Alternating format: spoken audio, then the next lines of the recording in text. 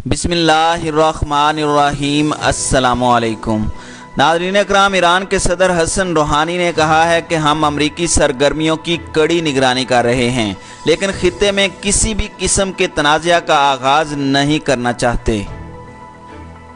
Australia ने corona virus पर चीन की मुखालफत के बावजूद तहकीकात जारी रखने के अज़म के साथ ही चीन को मुआशी जबर से मुतालिक खबरदार कर दिया है।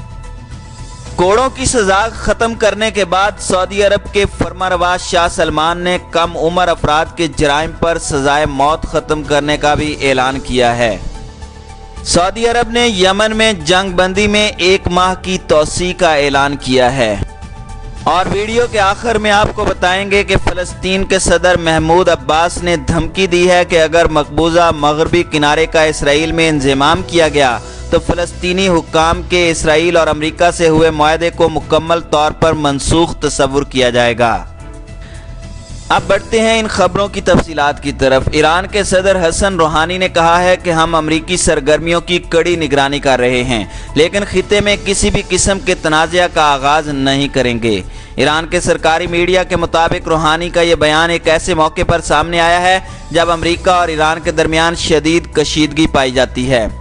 अमरीकी सदर और अमीर कतर के दरमियान टेलीफोनिक राब्ते के एक दिन बाद ईरान के सदर का कतर के अमीर शेख तमीम बिन हमद अस-सानी से रब्ता हुआ, जिसमें उन्होंने अमीर कतर को खित्ते में कोई तनाज़ा शुरू न करने की यकीन दहानी कराई।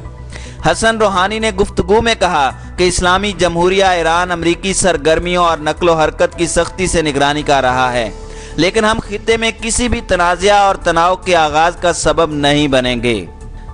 नाज़रीन इकराम, याद रहे कि अमरीकी सदर डोनाल्ड ट्रंप ने बुध को अमरीकी नेवी को हुक्म दिया था कि समंदरों में अगर ईरानी कश्ती अमरीकी कश्तियों या जहाज़ों को हिरासां करती है तो उस पर हमला कर दें। रवां माह के अवाइल में अमरीकी फ़ौज ने कहा था कि खलीज में 11 इनकलाबी गार्ड नेवल वेसल्स अमरीकी नेवी और कोस्ट गार्ड की कश्तियों के करीब आ गई थीं और अमरीका ने इस इक़दाम को ख़तरनाक करार दिया था। ईरानी हुक्काम ने जुमेरात को बयान में कहा था कि डोनाल्ड ट्रंप दूसरों को धमकियां देने की बजाय कोरोना वायरस से मुतासरा अमरीकी फ़ौजियों के इलाज पर तवज्जो दें। हज़ारों अमरीकी फ़ौजी कोरोना वायरस का शिकार हो चुके हैं, जिनमें से सैकड़ों एयरक्राफ्ट कैरियर समेत मुख्तलिफ मकामात पर फंसे हुए हैं और वायरस से अब तक 2 फ़ौजी हलाक हो चुके हैं।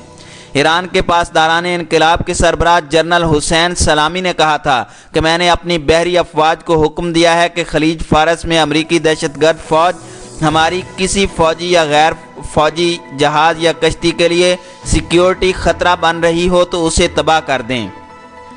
उन्होंने कहा था कि खलीज फारस की सिक्योरिटी ईरान की स्ट्रेटजिक तरजीहात का हिस्सा है। ईरान और अमेरिका के दरमियान कशीदगी रवां साल के आगाज़ में उस वक़्त इंतहा पर पहुंच गई थी जब इराक़ में अमरीकी फ़िज़ाई हमले में अल-कुदस फ़ौज के सरबराह जनरल कासिम सुलेमानी हलाक हो गए थे और इसके हमले के बाद दोनों फ़रीक़ैन में जंग का ख़तरा पैदा हो गया था।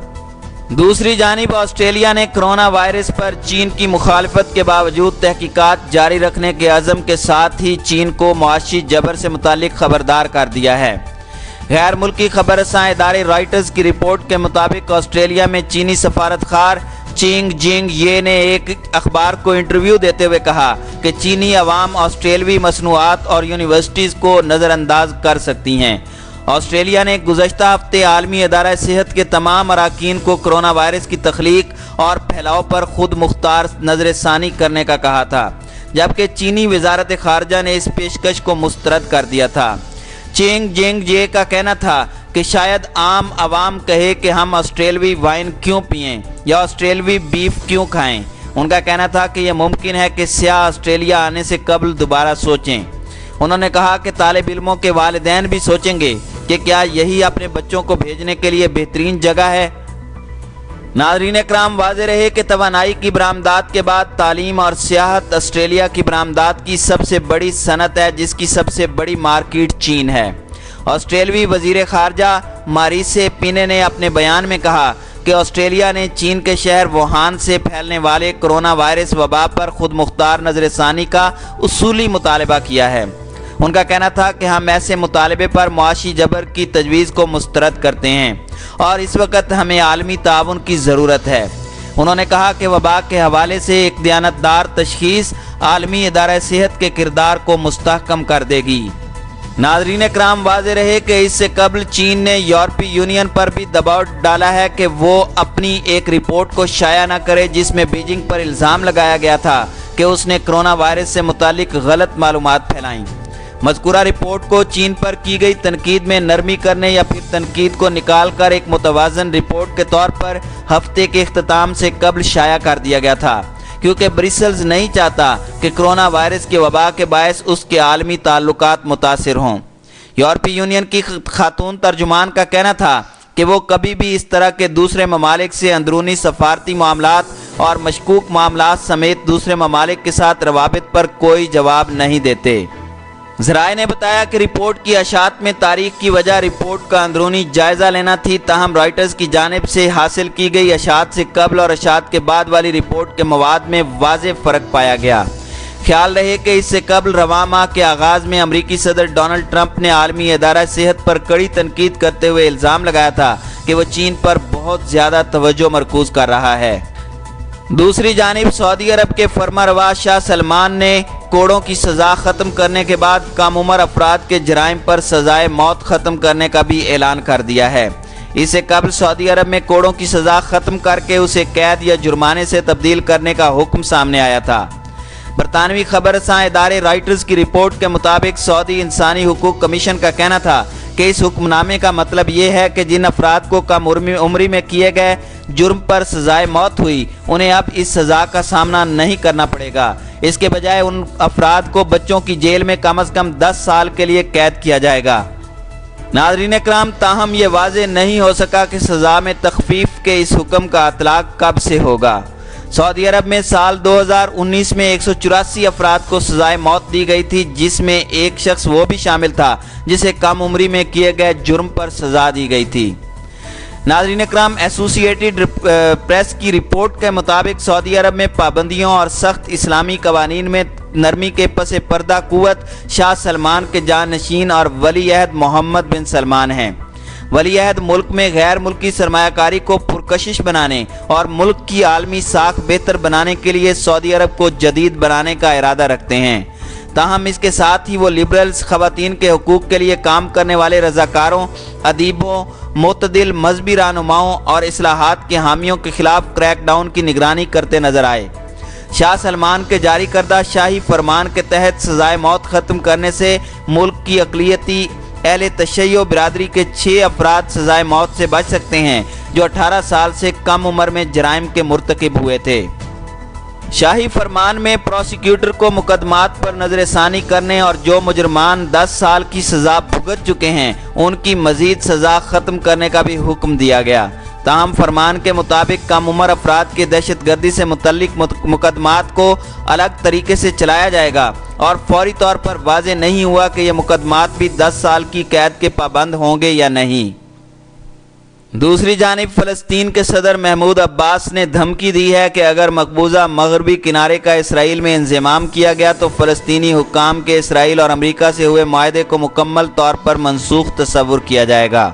انہوں نے فلسطینی ٹی وی سے گفتگو میں کہا کہ ہم نے امریکہ اور اسرائیلی حکومت سمیت متعلقہ بین الاقوامی فریقین کو آگاہ کر دیا ہے کہ اگر اسرائیل نے ہماری زمین کے کسی حصے کا انضمام کرنے کی کوشش کی تو ہم ہاتھ باندھے نہیں کھڑے رہیں گے۔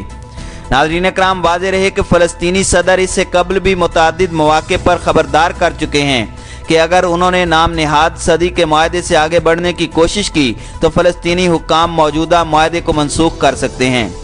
ناظرین اکرام، امریکی صدر ڈونلڈ ٹرمپ اسرائیل اور فلسطین کے درمیان تنازع کے حل کے لیے جنوری میں اپنی طرز کا ایک منصوبہ لے کر آئے تھے جس میں متعدد متنازع شقوں پر فلسطین سمیت دنیا بھر کے مسلم ممالک نے تحفظات کا اظہار کیا تھا۔ اس مجوزہ منصوبے میں اسرائیلی عوام کے دہائیوں پرانے مطالبات کو تسلیم کرتے ہوئے فلسطین کو محدود اختیارات کے ساتھ اقتدار دینے کی تجویز پیش کی گئی تھی۔ تاہم سب سے زیادہ متنازع بات یروشلم کو اسرائیل کا دارالحکومت قرار دینے کے ساتھ ساتھ مقبوضہ مغربی کنارے کی بستیوں اور وادی اردن کو اسرائیل میں ضم کرنے کی اجازت دینا تھا۔ فلسطینی گروپوں نے ان امریکہ اور اسرائیل کے اس مشترکہ منصوبے کو متفقہ طور پر مسترد کر دیا تھا اور اسے اپنے حقوق پر ڈاکہ قرار دیتے ہوئے اسرائیلی قبضے کے خلاف متفقہ لائحہ عمل تیار کرنے کا مطالبہ کیا تھا۔ ناظرین کرام، یاد رہے کہ اسرائیل اور فلسطین کے درمیان امن مذاکرات 2014 میں ختم ہو گئے تھے، جبکہ فلسطین نے ٹرمپ کی جانب سے امن منصوبے کو پیش کیے جانے سے قبل ہی مسترد کر دیا تھا۔ فلسطین اور عالمی برادری اسرائیلی آبادیوں کو جنیوا کنونشن 1949 کے تحت غیر قانونی قرار دیتی ہے، جو جنگ کے دوران قبضے میں لی گئی زمین سے متعلق ہے، جبکہ اسرائیل بیت المقدس کو اپنا مرکز قرار دیتا ہے۔ تاہم فلسطینی حکام کے تمام تر اعتراضات اور احتجاج کے باوجود امریکی صدر نے 6 دسمبر 2017 کو مقبوضہ بیت المقدس کو اسرائیل کا دارالحکومت تسلیم کرنے کا اعلان کرتے ہوئے امریکی سفارت خانے کو تل ابیب سے بیت المقدس منتقل کرنے کی ہدایات جاری کی تھیں۔ فلسطین نے ٹرمپ انتظامیہ کی جانب سے بیت المقدس کو اسرائیل کا دارالحکومت تسلیم کرنے کے فیصلے کو مسترد کر دیا تھا، جس کی حمایت عالمی سطح پر دیگر ممالک نے بھی کی تھی۔